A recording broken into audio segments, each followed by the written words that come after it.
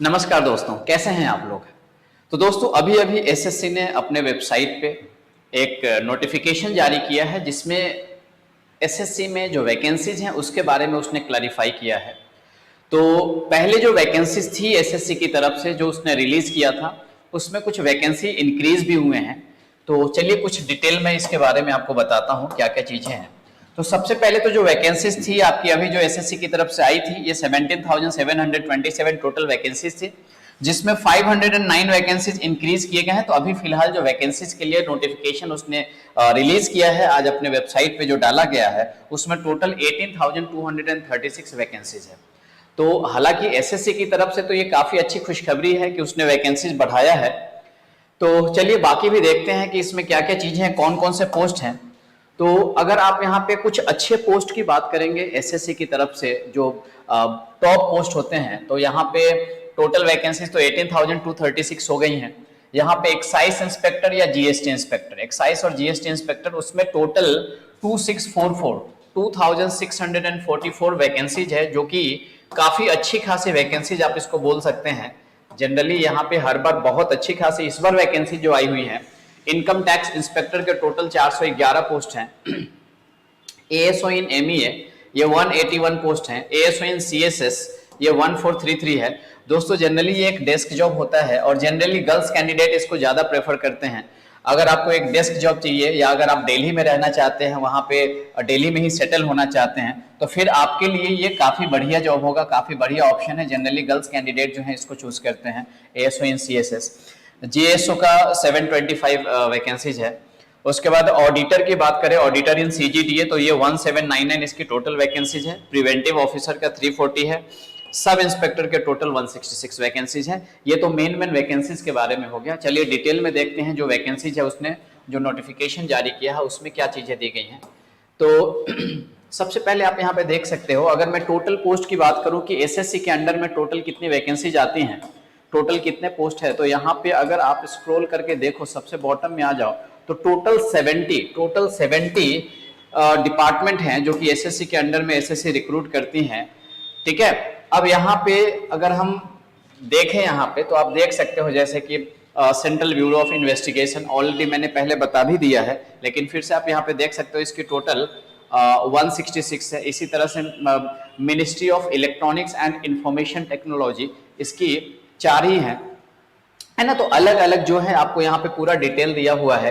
ये पीडीएफ मैंने अपने टेलीग्राम चैनल पे भी अपलोड किया हुआ है। अगर आपने अभी तक टेलीग्राम चैनल ज्वाइन नहीं किया है तो इस वीडियो के डिस्क्रिप्शन में आपको टेलीग्राम चैनल का लिंक दिया हुआ है, आप उसको ज्वाइन कीजिए और वहां से आपको ये पीडीएफ मिल जाएगा।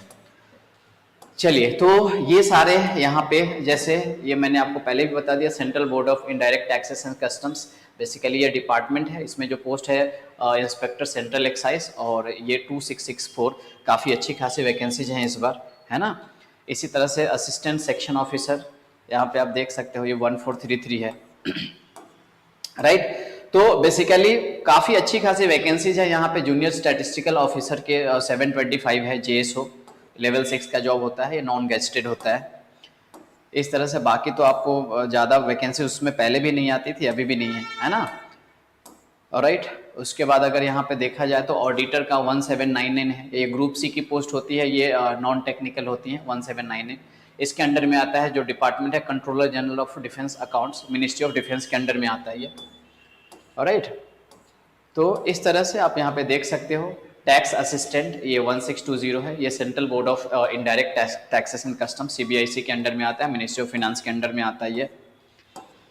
तो ये था वैकेंसीज दोस्तों, आप यहाँ पे देख सकते हो। टोटल जो वैकेंसीज था 18,236 हो चुका है। अच्छा, यहाँ पे अगर बात करेंगे department of post ministry of communications, यहाँ पे postal assistant sorting assistant basically क्या था, पहले एसएससी सीएचएसएल के अंडर में आता था लेकिन अभी ये सीजीएल के अंडर में आ गया। तो इसमें भी काफ़ी अच्छी खासी वैकेंसीज है। अगर ये सीएचएसएल के अंडर में आता तो फिर ये आप समझ लो कि इतनी वैकेंसीज इसके अंडर में कम हो जाती, तो बेसिकली 14,000 के आसपास ही होता। लेकिन अभी ये सीएचएसएल के अंडर पहले थी लेकिन अब सीजीएल के अंडर में आ गई तो वो पोस्ट भी इसमें ऐड है।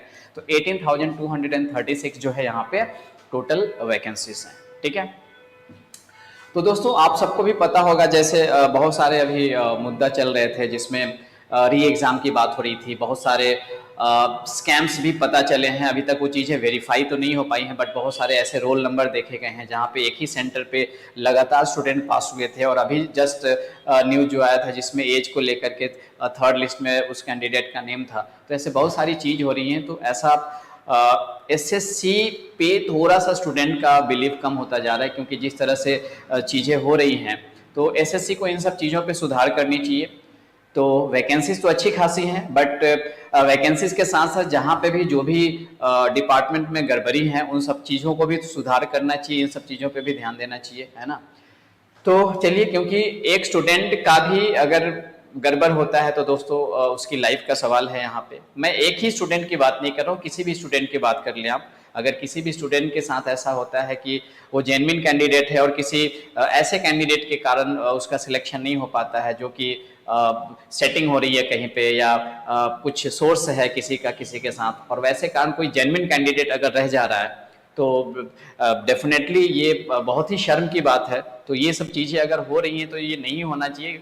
बेसिकली मैं इसके बारे में क्लियरली तो कुछ भी नहीं बोल सकता हूँ, बट जो चीज़ें दिख रही हैं, जो चीज़ें हम देख रहे हैं, जो पीडीएफ, जो रोल नंबर, जो चीज़ें सर्कुलेट हो रही थी, उसके बेसिस पे तो यही लग रहा है कि बहुत सारी चीज़ें गड़बड़ हुई हैं।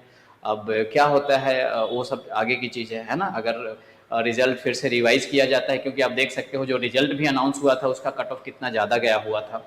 तो आप अपने पढ़ाई में लगे रहिए, मेन मुद्दों से आपको नहीं भटकना है। अभी के टाइम पे जो चीज़ें हो रही हैं वो हो रही हैं, बट आपका मेन काम है कि ये चीज़ें ठीक है, थोड़े बहुत अपडेशन जरूरी है कि क्या चीज़ें चल रही हैं, बट उसके अलावा मेन जो आपका फोकस है पढ़ाई है। अच्छे से पढ़ाई पे फोकस कीजिए, मन लगा करके चीज़ें कीजिए, इसके अलावा आपका कोई दूसरा काम नहीं है ना।